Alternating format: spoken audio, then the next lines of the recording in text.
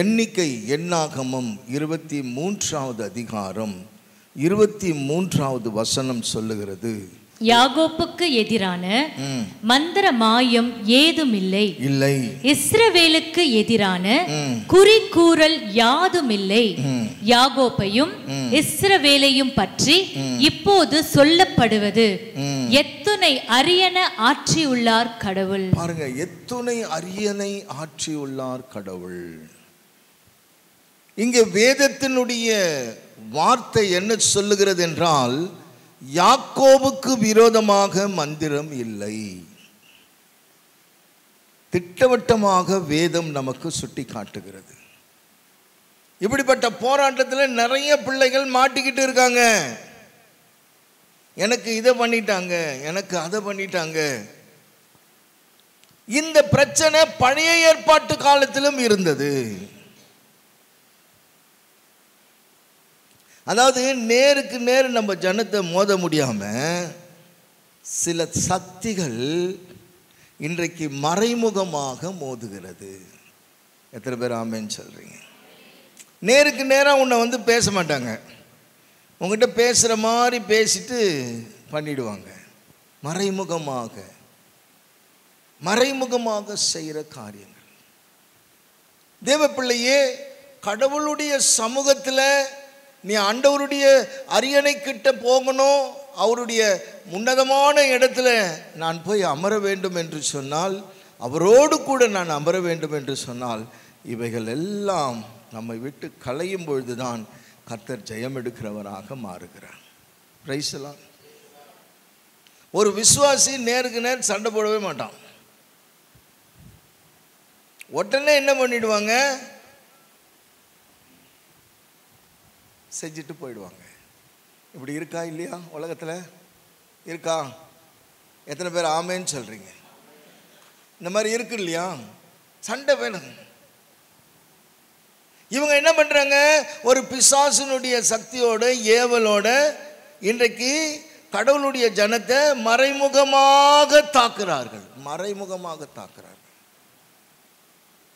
வேதாகமத்தில் கூட இப்படிப்பட்ட வார்த்தைகளை பார்க்க முடியும். எடுத்து வாசிக்கலாம்.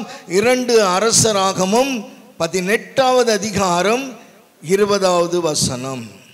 உனது துணிச்சலின் காரணம் என்ன? உனக்கு துணிச்சலின் காரணம் என்ன? வெறும் சொற்கள் போர் தந்திரமும் வீரமும் ஆகிவிடுமா?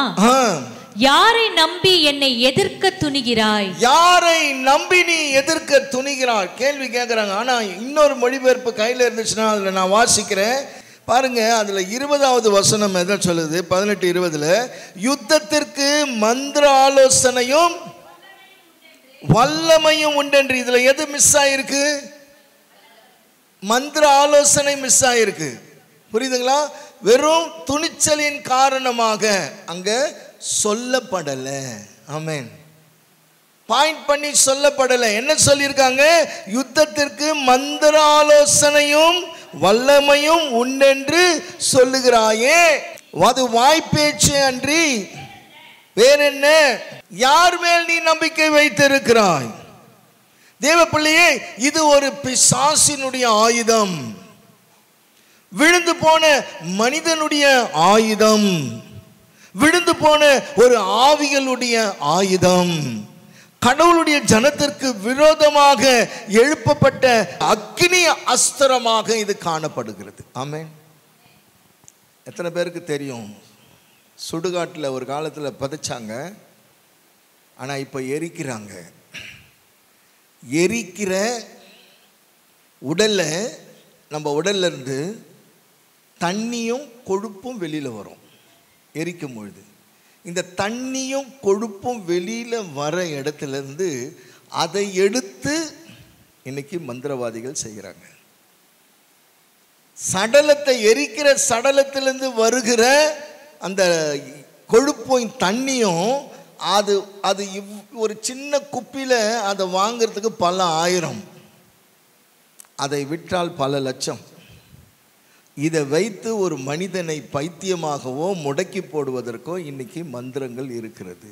அப்படியே உடச்சி விட்டுருவாங்க. அந்த மாதிரியெல்லாம் செய்கிற ஆட்கள் இருக்கிறாங்க. அப்ப பாருங்க இது எப்படி இருக்குது. விழுந்து போன ஆவி. ஒரு வாலிப பெண் சுடுகாட்டில் ஒரு செத்த ஆவியிலிருந்து எடுத்து, அந்த ஆவி என்ன ஆவினா வயது முதிர்ந்த ஆவி. அந்த ஆவிக்கு கழுத்து ஆடிக்கிட்டே இருக்கு. ஒரு கிழவிக்கு எப்படி கழுத்து ஆடும், இப்படி கழுத்து ஆடிக்கிட்டு இருக்கிற அந்த ஆவியை எடுத்து இந்த வாலிப பிள்ளைக்குள்ளார அனுப்பி அதை சாகடிக்கும்படி. அந்த பிள்ளையை பார்க்குறச்சு அந்த பிள்ளை சொன்ன ஒரு வாரி என்ன தெரியுங்களா? ஒரு உரையில் 2 கத்தி இருக்காது. என்னைய பார்த்து சொன்ன ஒரே வார்த்தை, ஒரு உரையில் 2 கத்தி இருக்காது.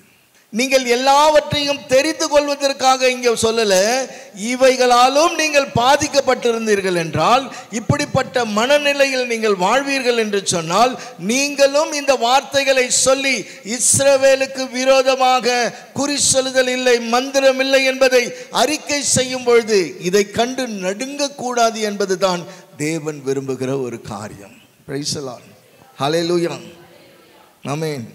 அப்ப இந்த வல்லமையானது கடவுளுடைய ஜனங்களை பாதிக்கப்பட்டிருக்கிறது. அப்படின்னா இதுல இருந்து விடுதலை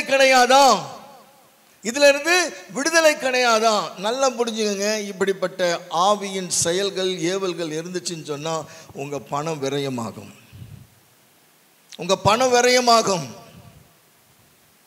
உங்களை கீழே தள்ளுற, அதாவது செய்யற விஷயத்தை வச்சுதான் எல்லாமே நடக்கும். ஆமென். உங்களை ஓட்டாண்டியா மாத்தணும்னு சொன்னாலும் செய்வாங்க.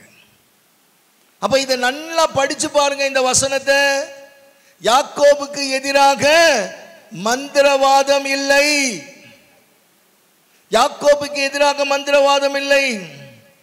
மந்திரவாதங்கள் இந்த உலகத்தில் உண்டு, ஆனால் யாக்கோபுக்கு விரோதமாக. Price the Lord. மந்திரவாதங்கள் இந்த உலகத்தில் உண்டு, ஆனால் யாக்கோபுக்கு விரோதமாக செயல்பட முடியாது. ஆனால் உலகத்தில் பிசாசுகள் உண்டு, ஆனால் நீங்கள் எதிர்த்து நின்றால் அவன் உங்களை விட்டு ஓடி போவான். இதுதான் நம்ம செய்ய வேண்டிய வேலை. யார் எதிர்த்து நிற்க முடியும்? பல விதமான மந்திரவாதங்களை குறித்து பலவிதமான நம்பிக்கைகள் இன்னைக்கு மனிதர்கள் மத்தியில் இருக்குது. பலவிதமான குழப்பங்கள்.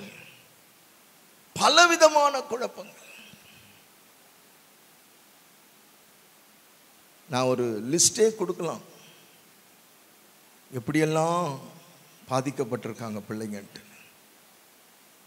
ஆனா அத்தனை பேரையுமே ஆண்டவர் விடுதலை கொடுத்திருக்காரு. ஏன் இந்த வார்த்தைகளை ஆண்டவர் இந்த நாளிலே உங்களோடு பேச வேண்டும்? அப்போ இந்த செய்தியை நீங்கள் கவனமாக கேட்டுக்கொள்ள வேண்டும் என்பதை தான் ஆண்டவர் சுட்டி காட்டுகிறார். இந்த வார்த்தைகளை நீங்கள் கவனமாக, எந்த அளவுக்கு நீங்கள் கவனமாக இதை கேட்கிறீர்களோ அப்பொழுதெல்லாம் உங்களுக்கு எதிராய் நிற்கிறவனை நீங்கள் எதிர்த்து நிற்க முடியும். ஆமென். அப்போ அவனை எதிர்த்து நிற்பது எப்படி என்பதை வேத வசனத்தின் மூலமாகத்தான் கண்டுபிடிக்க முடியும். சும்மா போய் கண்டுபிடிச்சிட முடியாது. வேத வசனம் கரெக்டாக இருக்கிறது. இன்னைக்கு என்ன நினைக்கிறோம்? ஐயோ, இன்னைக்கு யாராவது ஏதாவது செய்து விட்டார்களா? ஒரு சின்ன கால் தடுக்கிடுச்சுன்னா ஏதோ செஞ்சிட்டாங்க, என்னமோ நடந்துடுச்சு. ஒரு சின்ன பிரச்சனை வந்துடுச்சோ, இதுதான் இன்னைக்கு எல்லாருக்குள்ளேயும் இந்த மனநிலை வருதா இல்லையா? கொஞ்சம் ஆமென் சொல்றீங்களா? இருக்கிறீங்களா? இப்படி யாராவது உங்களை பார்த்து, இல்லை உங்களுக்கே இந்த மனநிலை வந்தா நீங்க சொல்லணும், யாக்கோபுக்கு விரோதமாக மந்திரவாதம் இல்லை. தேவ பிள்ளையே, இன்றைக்கு ஊழியர்களும் இப்படிதான் சொல்லி கொடுக்கிறாங்க.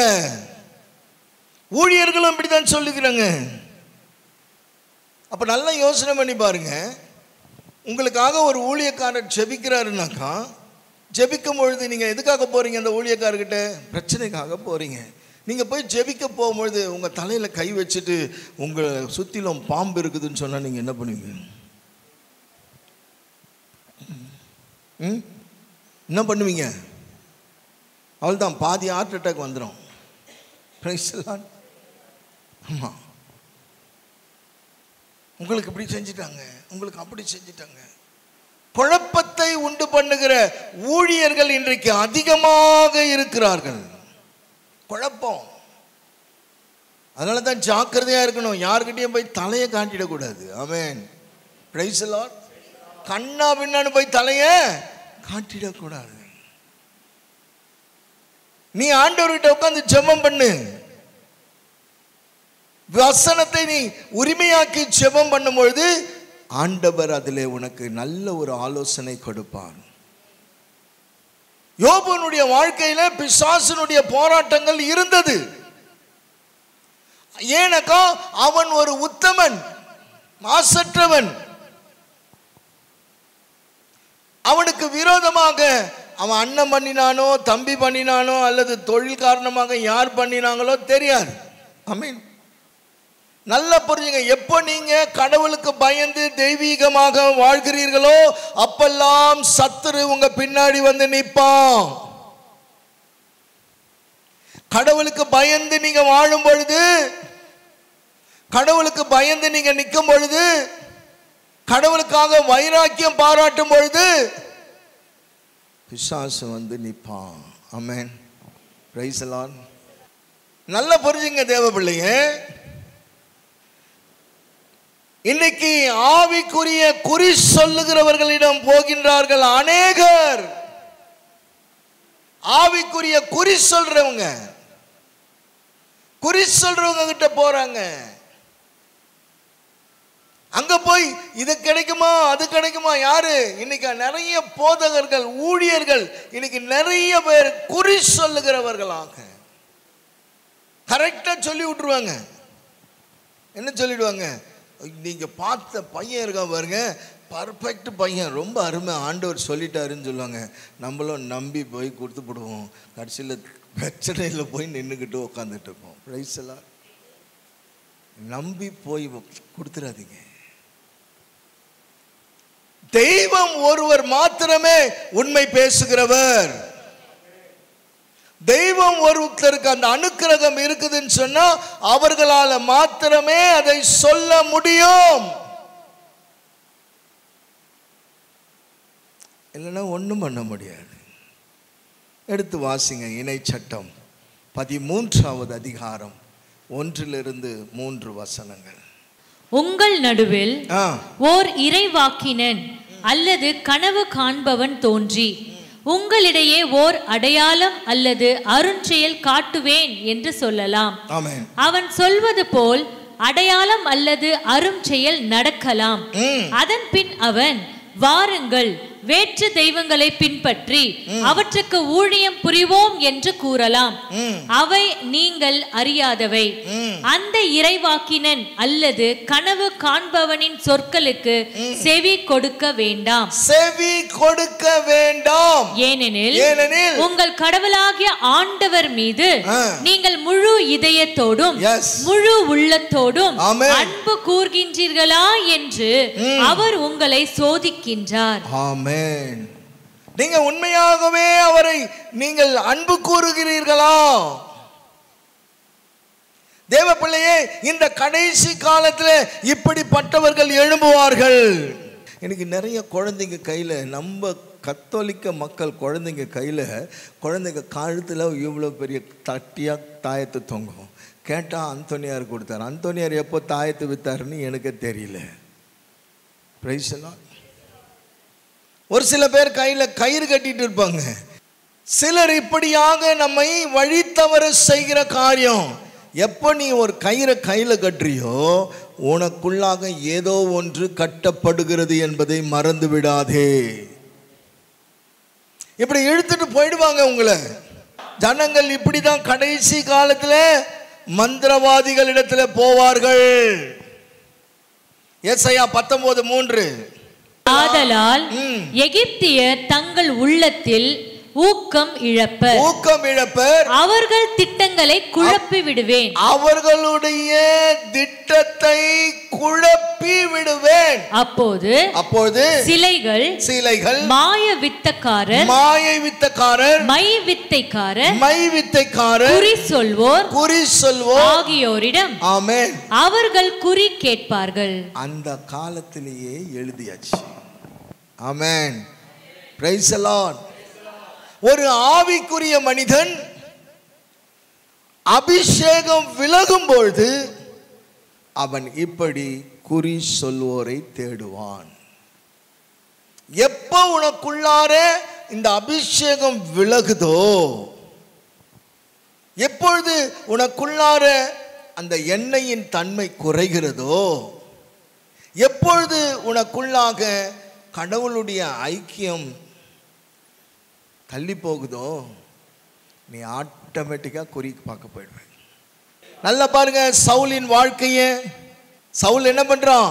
குறி சொல்றவங்க எல்லாரையும் அந்த தேசத்தை விட்டே விரட்டிட்டான். ஆரம்ப காலத்தில் அந்த வல்லமைகளை அவன் துரத்தினான் என்று சத்தியம் சொல்லுகிறது. ஆரம்ப காலத்தில் அவன் தேசத்தில் இருந்த இப்படிப்பட்ட வல்லமைகளை எல்லாம் அவன் துரத்தினான். ஆனால் ஒரு குறிப்பிட்ட நேரத்தில் அவன் என்ன பண்ணிட்டான்? அவைகளை தேட ஆரம்பித்தான். 1 சாமுவேல் 28:3. சவுல் சூனியக்காரரையும் குறி சொல்பவர்களையும் நாட்டிலிருந்து துரத்தி இருந்தார். நல்லா பாத்துங்க, அவன் நாட்டிலிருந்து எல்லாரையும் துரத்தி இருந்தார் என்று வேதம் சொல்லுகிறது. 28:7. பின்பு சவுல் தம் பணியாளரிடம் குறி சொல்லும் ஒரு பெண்ணை தேடி என்னிடம் அழைத்து வாருங்கள், நான் அவளிடம் ஆலோசனை கேட்க வேண்டும் என்றார்.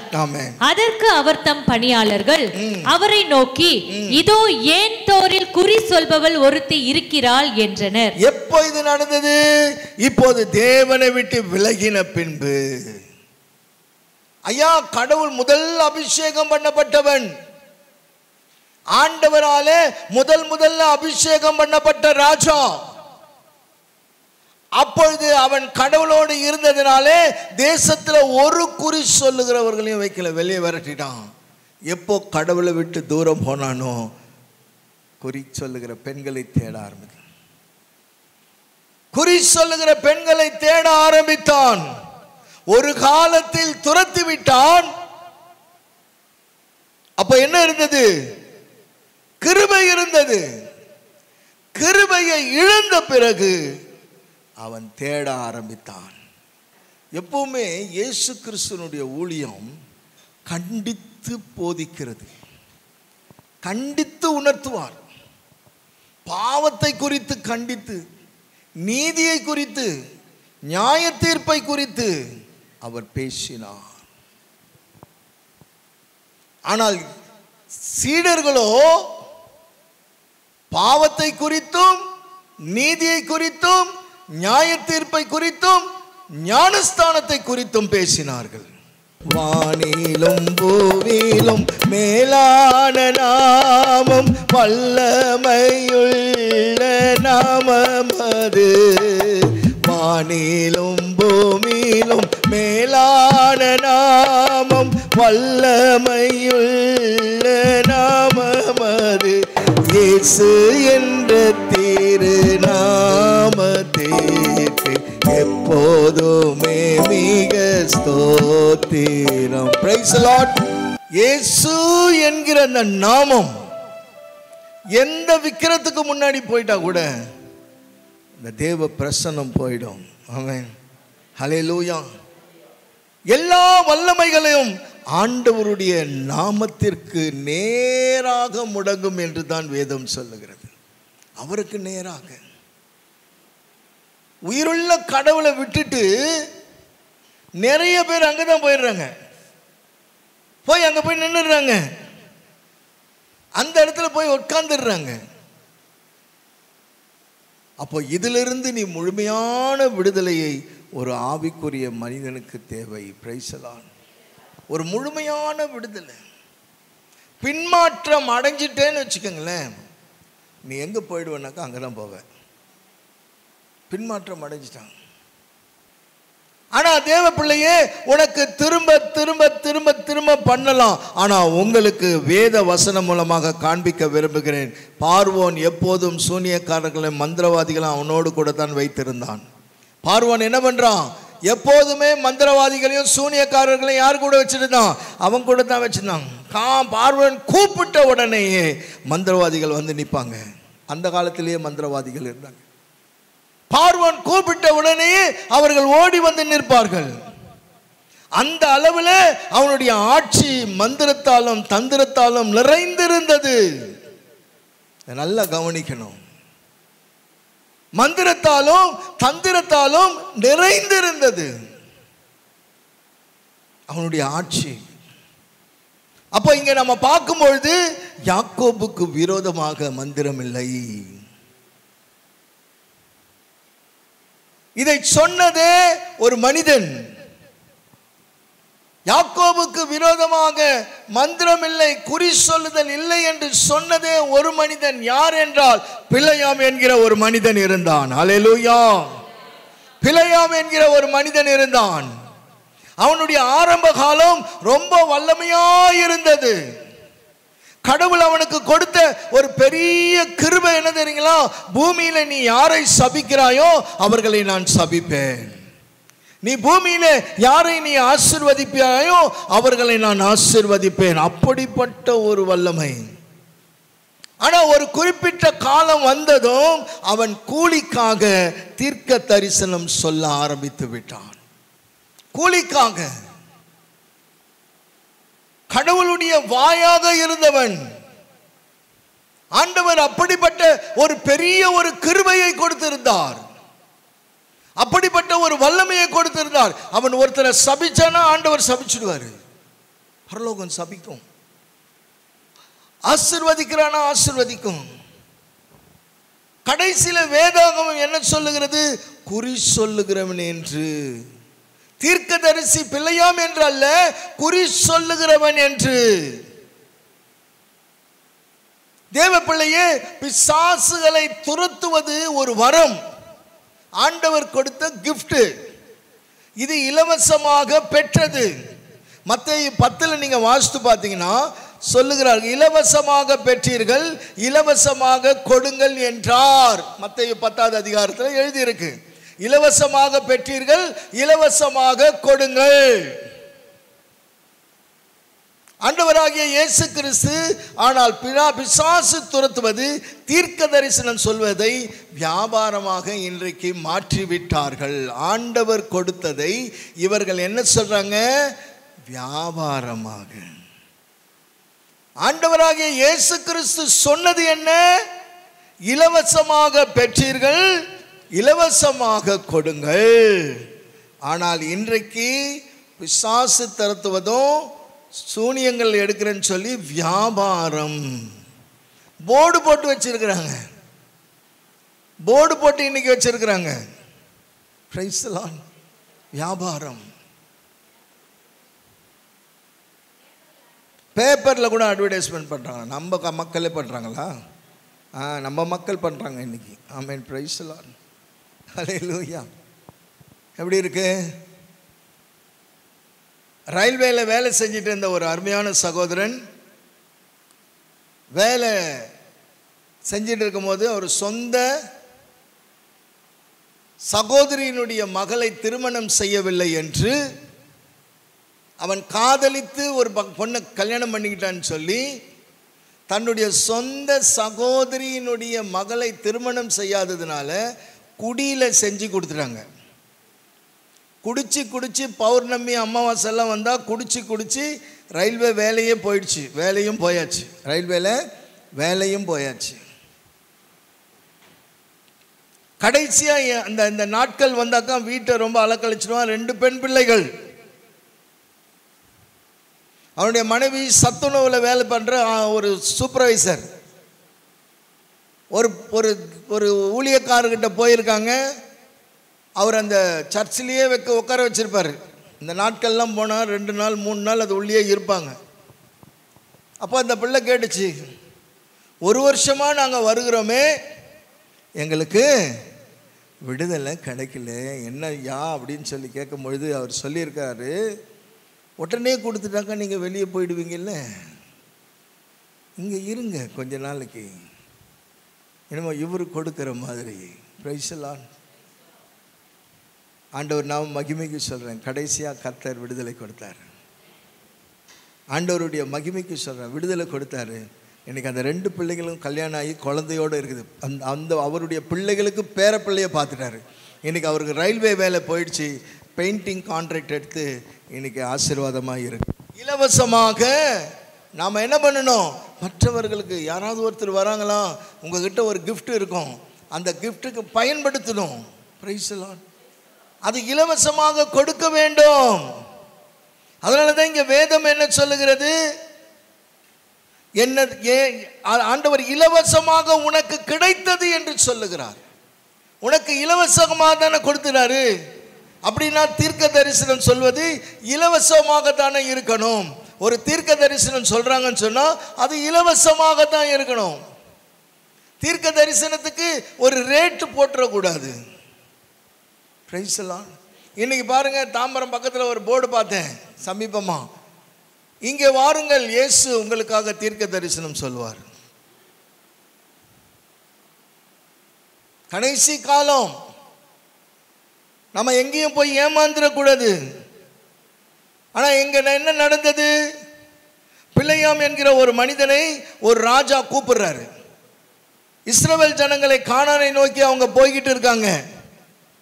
இந்த இஸ்ரவேல் மக்களை, அந்த கூட்டத்தை கண்டு இந்த பாலாக்கு அவனை பயன்படுத்துகிறான். அவன் அமைதியாக இருந்தாலும் போதுமானதல்ல. ஆனால் என்ன பண்ணுறான், அவங்கள பார்த்து சபிக்க சொல்கிறான். அவங்கள பார்த்து சபிக்க சொல்கிறான். இவனுக்கு பாலாக்குக்கு என்ன வந்துடுச்சு, பயம் வந்துடுச்சு. இஸ்ராயேல் மக்களை பார்த்ததும் பயம் வந்துடுச்சு, ஒரு நடுக்கம் வந்துடுச்சு. உலகத்தின் பெருமை, செல்வத்தின் பற்று எல்லாம் உதறிவிட்டேன்.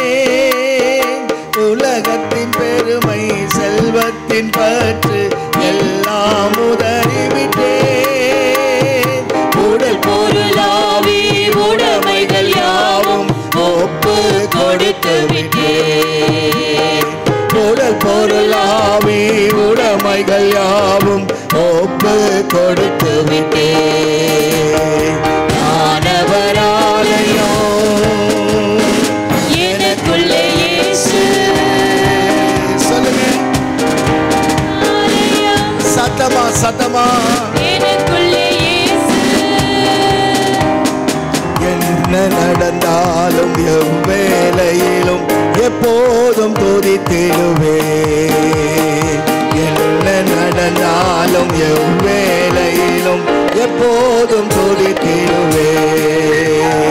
இயேசுவின் பின்னால் நானும் செல்வேன், திரும்பி பார்க்க மாட்டேன், நான் திரும்பி பார்க்க மாட்டேன். வேதனை நெருக்கம் இன்னல்கள் இடர்கள் எதுவும் பிரிக்காது. வேதனை நெருக்கம் இன்னல்கள் இடர்கள் எதுவும் பிரிக்காது. வெற்றி வேண்டன் என் இயேசுவின் அன்பால் முற்றிலும் ஜெயம் பெறுவேன். வெற்றி வேண்டன் என் இயேசுவின் அன்பால் முற்றிலும் ஜெயம் பெறுவேன். நிகழ்கின்ற காலமோ வருகின்ற காலமோ, நிகழ்கின்ற காலமோ வருகின்ற காலமோ, வாழ்வோ சாவோ வல்ல தூதரும் பிரிக்கவே முடியாது. கரங்களை தட்டி, வாழ்வோ சாவோ வல்ல தூதரும் பிரிக்கவே முடியாது. இயேசுவின் பின்னால், இயேசுவின் பின்னால் நானும் செல்வேன், திரும்பி பார்க்க மாட்டேன். Yes Lord, amen. திரும்பி பார்க்க மாட்டேன். Hallelujah. Hallelujah. உட்காருவோம். அப்ப இங்கே பார்க்கிறோம், இஸ்ரவேல் மக்களை அந்த கூட்டத்தை கண்டதும் பாலாக்கு பயப்படுகிறான். அவன் அமைதியா இருந்திருந்தாவே போதுமானது. ஆனா அவன் என்ன பண்றான், இவர்களை பார்த்து பயமும் பொறாமையும் கொண்டு விட்டான். ஒரு பக்கம் பயம் வந்துருச்சு, இன்னொரு பக்கம் பொறாமை வந்துருச்சு. தேவ பிள்ளையே, உன்னுடைய பயம் எங்கதான் நோக்கி இருக்கணும் தெரியுமா? கானானை நோக்கி இருக்கணும். என் பயம் அங்கதான் இருக்கணும், அவர்கிட்ட போகிறதுக்கு. ஒவ்வொரு நாளும் அவர் மேல நான் பயம் வைத்திருக்கணும். இப்போ நான் மனுஷனா எப்படி இருக்கிறேன்? யார் மேல பயம் வச்சிருக்கிறேன்? இருட்டை பார்த்தா பயம். ஆமென். தேவ பிள்ளையே, இருட்டை பார்த்தா பயம். ஏதாவது ஒரு அதிர்ச்சியான செய்திகளை கேட்டால் பயம். நீ கானானை நோக்கி பயப்படுகிற வேண்டியவன் பிசாசு உனக்கு விரோதமாக நிற்கிறாயா? நீ அப்படி பயப்படும் போது அவன் உனக்கு நேரா வந்து நிற்கிறான். நீ அதுக்குள்ள போகக்கூடாது, அந்த கானானுக்குள்ளாக நீ நுழையக்கூடாது. நீ எப்படியும் ஆண்டவருடைய ராஜ்யத்துக்குள்ளாக பிரவேசிக்க கூடாது என்றதற்காக பிசாசு வந்து நிற்கிறான். எப்போ நீ ஆசீர்வாதத்தை நோக்கி நீ போகிறியோ, உடனே தந்திரமாக உனக்கு விரோதமா வந்து அங்க நிற்பான். ஒரு ஆசீர்வாதத்தை நோக்கி நீ போயிட்டு இருக்கிற, ஆண்டவரே என்னை ஆசீர்வதியும், ஆண்டவரே என்னை ஆசீர்வதியும் என்று ஆசீர்வாதத்தை நோக்கி போய்கிட்டே இருக்கிற நேரத்தில் அவன் தந்திரமா உள்ள வந்து நின்றுடுறான். இந்த ஆசீர்வாதத்தை பார்க்காதபடிக்கு நல்லா புரிஞ்சுக்கணும். உனக்கு விரோதமாய் வந்து போராடுவான். இவன் போய் என்ன செய்தான்? பிழையாம் என்கிற ஒரு தேவனுடைய மனிதனை அழைத்து வருகிறான். பாப்பா, ஏன் என்றால் அந்த மனிதனிடம் ஒரு வரம் இருந்தது. அந்த மனிதனிடத்தில் ஒரு கிஃப்ட் வரம் இருந்தது. அந்த வரம் என்ன? ஒருவனை சபித்தால் அவன் சபிக்கப்படுவான், ஒருவனை ஆசீர்வதித்தால் அவன் ஆசீர்வதிக்கப்படுவான். அப்படிப்பட்ட ஒரு பெரிய கிஃப்ட் அவங்கிட்ட இருந்தது. ஒரு சில பேருனுடைய நாக்கு இருக்குது பார்த்தீங்களா, கருநாக்கு சொல்லுவாங்க இல்லையா? அவங்க ஏதாவது சொல்லிட்டாங்கனாக்கா கால் கீழே மடிக்கும். பார்த்துக்கிறீங்களா? ஒரு சில பேர் நல்லா ட்ரெஸ் பண்ணிக்கிட்டு வெளியில் போயேன், ஏன் என்னம்மா ட்ரெஸ் பண்ணுற நீ? 10 ரூபாய்க்கு ஒரு கம்பளை வாங்கி போட்டிருப்பேன், அதை பார்த்துட்டு சொல்லும் என்னம்மா ட்ரெஸ் பண்ணுற, அவ்வளோதான், அன்றைக்கி நைட்டே உனக்கு ஜுரம் வந்துடும். உன் குழந்தை நல்லா புசு புசுன்னு இருக்குன்னு வச்சுக்கோங்களேன், அமுல் பேபி மாதிரி, அதை பார்த்துட்டு எது சொல்லும், ஐயோ என்ன புசு புசுன்னுக்கிறான் குழந்தை, புச்சு புச்சு அப்படின்னு சொல்லிச்சுனாங்க, அன்றைக்கி நைட்டு ஃபுல்லாக ஜுரம், தூங்கவே தூங்காது பிள்ளை. கருநாக்கு ப்ரைஸ் எல்லாம் இருக்கிறாங்கல்ல, இருக்காங்களா இல்லையா? இருக்காங்க. இன்றைக்கி ரோட்டிலெல்லாம் வச்சுருக்கான் பார்த்தீங்களா, சைக்கிள் வச்சுக்கிட்டு ஒரு பெரிய பேனர் தொங்க வச்சுட்டுப்பான் பாருங்கள். ரோட்டில் சைக்கிளில் பேனர் தொங்க வச்சுன்னு கைரேகை பார்ப்பான் பாருங்களேன். அவன் ஒரு பேனர் ஒன்று சைக்கிளில் தொங்க விடுவான். ஒரு நாள் அந்த பேனரை நான் பார்த்தேன். அந்த வார்த்தை எனக்கு நல்லா அழகாக இருந்துச்சு. அவன் எழுதியிருக்கான் பாரு, ஒரு வார்த்தை இருக்கு, அது என்ன? உன் வாழ்க்கை என் மனதில் இருக்கு. அவன் அதில் எழுதியிருக்கிறான், உன் வாழ்க்கை என் மனதில் இருக்கு என்று அவன் எழுதி வச்சிருக்கிறான். எதில்? கைரேகை பார்க்குறேன். நம்ம அவங்ககிட்ட தான் போய் கேட்போம், அவன் கையில் தான் போய் கேட்பாங்க. அவன் ரேகையே சரியில்லை, சைக்கிள் வச்சு நின்றுக்கிறான். நாள் பார்க்கறது, நேரம் பார்க்கறது, மொழி பார்க்கறது, இனம் பார்க்கறது இல்லையா? சகனம் பார்க்கறது, சொல்லிச்சு தாய், சகனம் பார்க்கறது. செத்தவங்களுக்கு கூட பூசை வைக்கிறதுக்கு, செத்தவங்களுக்கு 16ஆம் நாள் வைக்கிறதுக்கே நாள் பார்க்குறாங்க. செத்தே போயிட்டார், அவருக்கு எதுக்கு நாள் பார்க்குறேன்? செத்தே போயிட்டார் அவருக்கு பூசை வைக்கிறதுக்கு 16ஆம் நாளுக்கு நாள் பார்க்குறது. ஆமென், பிரைஸ் தி லார்ட். இந்த பிள்ளையாம அவன் அழைச்சிட்டு வரான். ஆண்டவர் முதல்லயே சொல்லிட்டாரு, மகனே நீ போகாத, அதை பார்த்து சபிக்காத. ஆனா இவன் அந்த பணத்தை பார்த்துட்டான் இல்லையா, அந்த பணத்தை பார்த்ததுனால இவனால் கண்ட்ரோல் பண்ணவே முடியலை. ஆமென். கண்ட்ரோல் பண்ணவே முடியல. திரும்பவும் அமர்ந்து ஜெபம் பண்ணுறான். நீங்கள் அந்த பகுதியெல்லாம் வீட்டில் படித்து பாருங்க. திரும்பவும் அவன் போய் ஜெபம் பண்ணுறான். ஒரு முறை ஆண்டவர் சொல்லிட்டாரு, அவர் மனம் மாறுகிறவர் அல்ல. ஆமென். ஆண்டவர் ஒரு முறை சொல்லிட்டாருன்னா நீ போகாத அப்படின்னு சொன்னா போகக்கூடாது. நீ நிற்காதேன்னு சொன்னா நிற்கக்கூடாது. நீ பேசாதேன்னு சொன்னா நீ பேசக்கூடாது. ஆண்டவர் ஒரு வார்த்தை சொல்லிட்டாருன்னு சொன்னா அடுத்த ஸ்டெப்பு எடுத்து வைக்கவே கூடாது. அவர் மனம் மாறுகிறவர் அல்ல. Price the Lord. அவன் மறுபடியும் போறான். திரும்பவும் அவன் என்ன பண்றான்? ஜெபிக்க போறான். ஆண்டவர் என்ன சொல்றாருன்னு போனான். மறுபடியும் போய் உட்கார்றான்.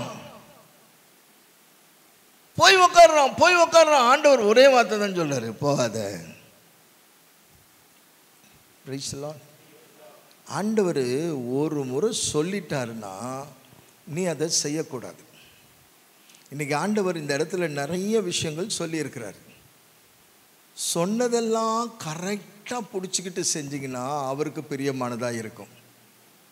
அவருக்கு பிரியமில்லாததெல்லாம் நம்ம கேட்டிருக்கிறோம். எதை செஞ்சால் அவருக்கு பிரியம் இல்லைன்னு அதையே திரும்பவும் செஞ்சால் தப்பு. இந்த நானும் தம்பியும் தியானம், சரியான தியானம் 2 பேருமே ஆண்டவர் எடுத்து பயன்படுத்தினார். பிள்ளைங்க கூட இருந்தாங்க. செய்தி முடிச்ச தம்பி செய்தி தான் கொடுத்தான். இன்னைக்கு செய்தி முடித்த கொஞ்ச நேரத்தில் பார்த்தீங்கன்னாக்கா மொத்த பேரும் நேராக சைடில் இருக்கிற இந்த சுர்பத்தை தொட்டு நேராக வெளியே போயிட்டாங்க. எதை செய்யாதீங்கன்னு சொல்லி செய்தி கொடுத்தாரோ இவங்க எல்லாம் எழுந்திரிச்சு போய் டக்குன்னு அப்படியே தொட்டுட்டு போனாங்க. எங்கள் 2 பேருக்கு சிரிப்பு தான் வந்தது. இன்னைக்கு அப்படி தான் இருக்கிறோம். இந்த காதில் நிறைய கேட்குறோம், ஆனால் நம்ம வாழ்கிற வாழ்க்கையை தான் வாழ்ந்து கொண்டு இருக்கிறோம். அப்படி தானே? நிறைய கேட்குறோம், நம்ம இன்னைக்கு அப்படி தான் இருக்கிறோம்.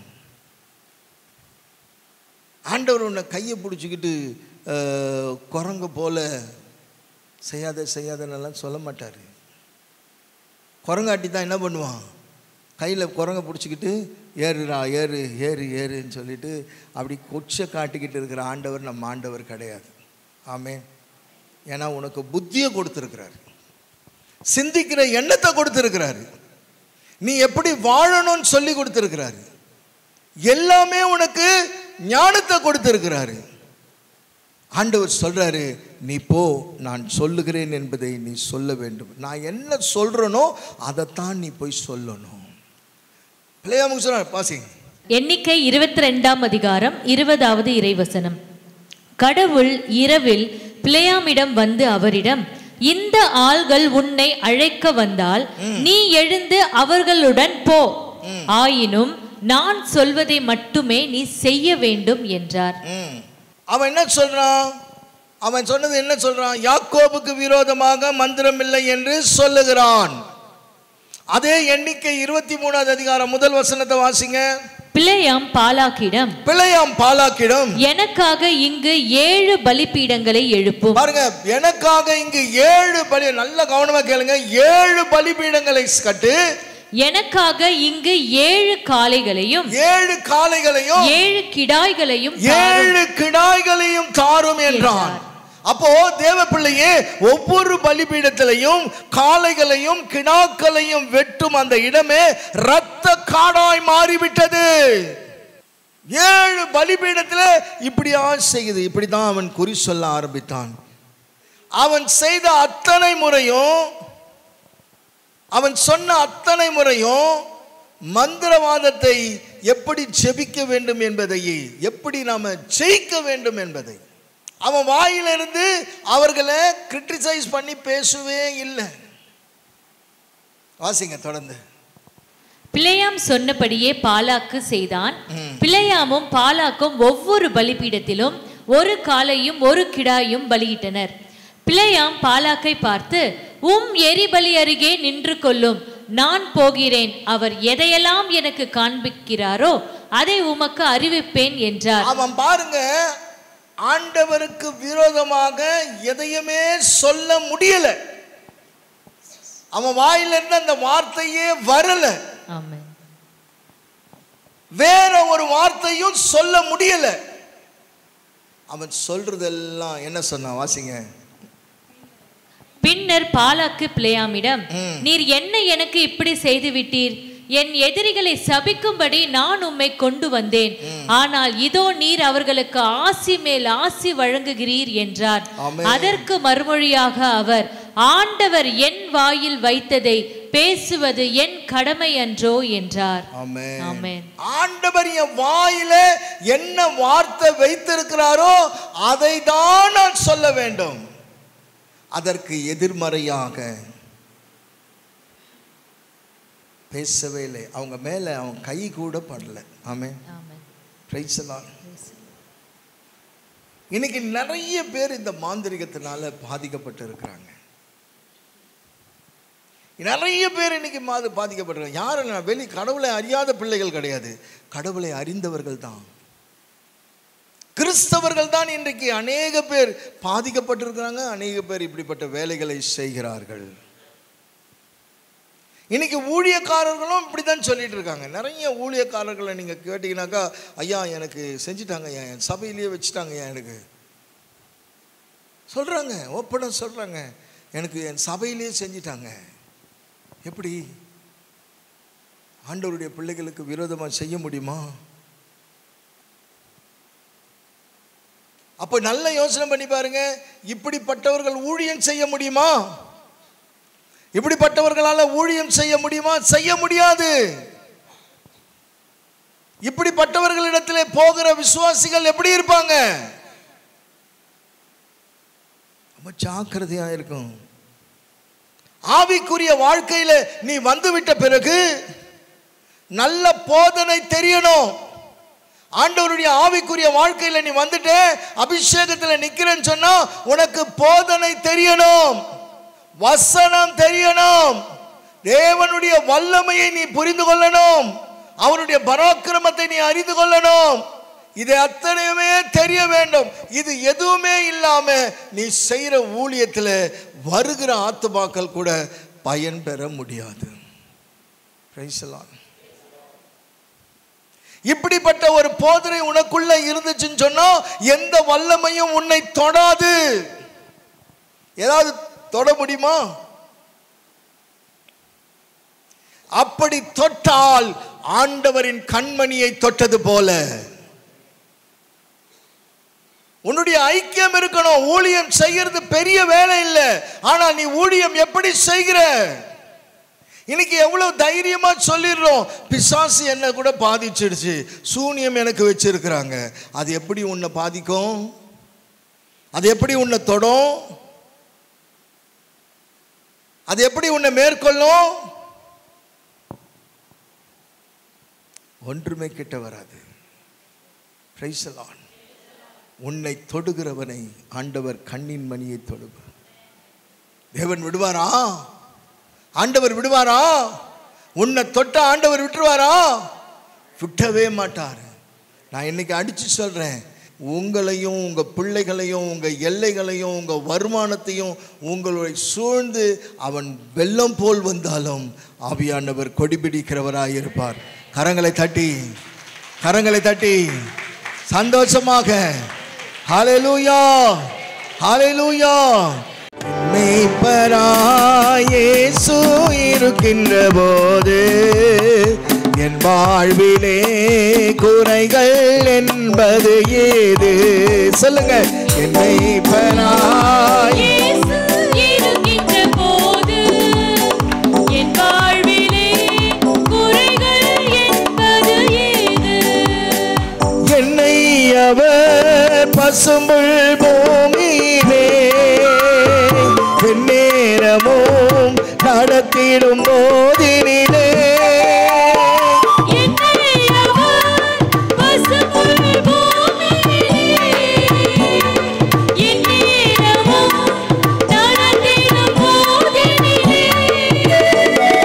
என்றும் இன்பம், ஆஹா என்றும் இன்பம், ஆஹா என்றும் இன்பம் அல்லவா?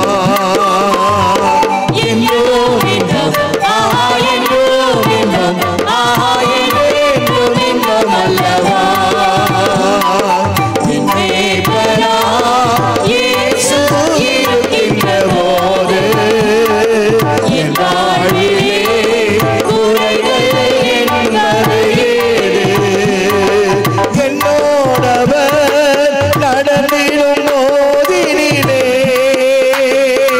அங்கே இருள் சூழ்ந்திடும் பாதையிலே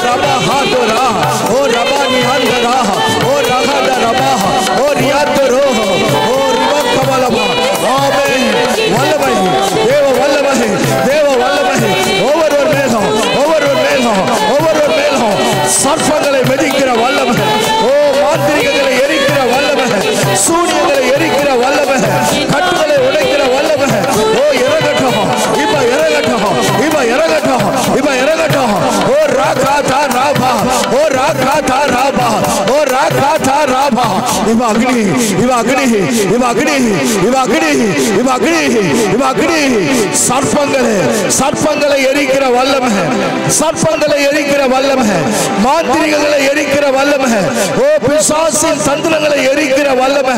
ஆண்டவருடைய நாமம் மகிமை அடைய ஒவ்வொருவர் மேலும் அவர் ஊற்றுகிறாரு, அவர் ஊற்றுகிறாரு, அவர் ஊற்றுகிறாரு. பெற்றுக்கோ பெற்றுக்கோ பெற்றுக்கோ பெற்றுக்கோ. வா, எல்லாம் வெளியே வரட்டும். இயேசுவின் நாமத்தில் எல்லாம் வெளியே வரட்டும். சரீரத்திலிருந்து வெளியே வரட்டும், சரீரத்திலிருந்து வெளியே வரட்டும். எல்லா சூனிய கட்டுகள், உனக்கு விரோதமாய் பின்னாடி செயல்பட்டு கொண்டிருக்கிற எல்லா மாந்திரிக ஆவிகளை இயேசுவின் நாமத்தினாலே எரிக்கிறேன், எரிக்கிறேன், எரிக்கிறேன், எரிக்கிறேன். செத்த ஆவி, சுடுகாட்டின் ஆவிகளை இயேசுவின் நாமத்தில் கட்டித்துக் கொள்ளுகிறேன். குடியின் ஆவியை எரிக்கிறேன், குடியின் ஆவியை எரிக்கிறேன்.